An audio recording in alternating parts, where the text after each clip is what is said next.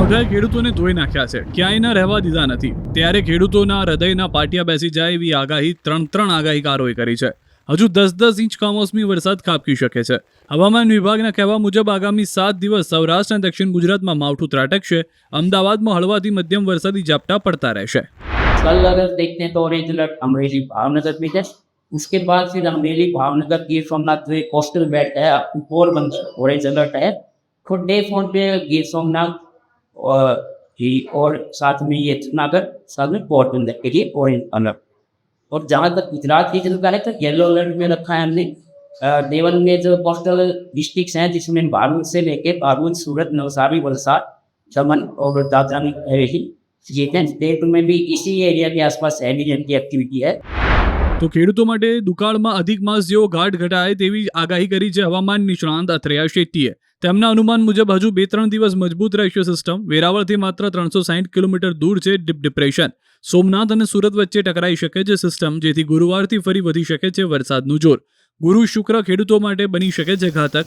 સૌરાષ્ટ્ર દક્ષિણ ગુજરાતમાં 8-8 ઇંચ વરસાદ થવાની સંભાવના, તો ઉત્તર મધ્ય ગુજરાતમાં પણ મધ્યમથી ભારે વરસાદ સંભવ.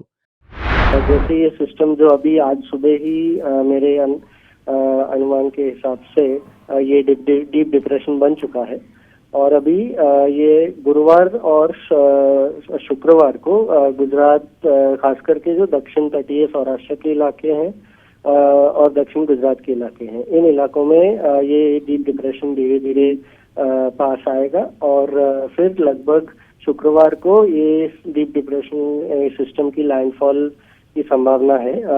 जो लैंडफॉल जहाँ पे होगी वो एग्जैक्ट जगह की अभी कंफर्म नहीं है, लेकिन ऐसा लग रहा है कि कहीं पे गिर सोमनाथ से सूरत के बीच वाली जो दक्षिण गुजरात और उससे सटे दक्षिण सौराष्ट्र की इलाका है वहाँ पे कहीं हो सकती है. આ તરફ આગાહીકાર રમણીક વામજાએ પણ ખેડૂતોને ચેતવ્યા. વામજાએ આગાહી કરી છે કે 3 થી 5 નવેમ્બરમાં પણ વરસાદ નહીં છોડે પીછો. આખું અઠવાડિયું વરસાદ ભૂક્કા કાઢશે. હજી પણ પાછતરા વરસાદ થશે. તારીખ 3-11 થી 5-11માં પણ વરસાદના સંજોગ છે. હવામાનમાં પલટો આવશે. તારીખ 11-11 થી 13 તારીખે માવઠારૂપી વરસાદ થશે તેવું મારું પૂર્ણ અનુમાન છે. ને ખેડૂત માટે ખાસ સાચવજો.